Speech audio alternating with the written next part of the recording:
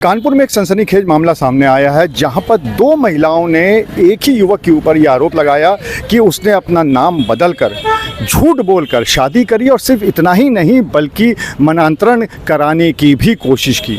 ये जो दोनों महिलाएं हैं इनका आरोप है कि एक युवक उनको मिला था। सबसे पहली महिला ने बताया कि एक युवक उनको मिला सोशल मीडिया के माध्यम से। उसने अपना नाम विशाल बताया, लेकिन शादी के बाद और बच्चे होने के बाद उसको पता चला कि उसका नाम इरशाद है और वो अपने बच्चे का खतना करवाना चाहता था। और इसी वजह से उसने जब विरोध किया महिला ने तो फिर उसके साथ मारपीट करने लगा। इधर उस युवक ने एक दूसरी शादी कर ली और दोनों ही महिलाओं को यह आरोप है कि बंधक बनाकर एक साथ रखे रहा।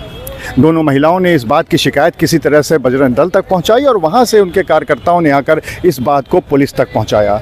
तो सबसे पहले हम आपको ये बताते हैं कि बजरंग दल के कार्यकर्ताओं का क्या कहना था। आज यहाँ पनकी थाने में 2-3 दिन से खबर आ रही थी, एक हरदोई की लड़की है, उसको एक विशाल उर्फ इरशाद नाम का लड़का बंधक बना के रखा हुआ है लव जिहाद के माध्यम से। कितने समय?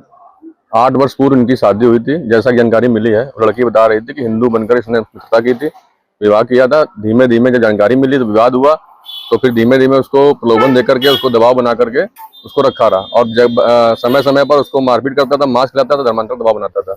जब उसने विरोध किया तो एक बच्चा भी था, तो बच्चे को मारने धमकी देता था। अभी जानकारी उसको मिली है कि 3 वर्ष पूर्व उसने एक हिंदू लड़की जो कोयलानगर की है उससे भी ऐसे ही गलत नाम बता के विवाह किया है।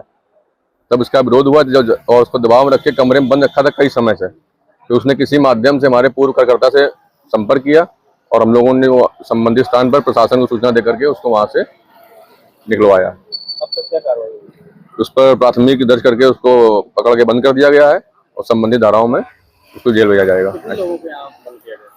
एक वही पकड़ा गया है जिसने इरशाद और विशाल नाम बताया था, वो मूल रूप से आगरा का रहने वाला है।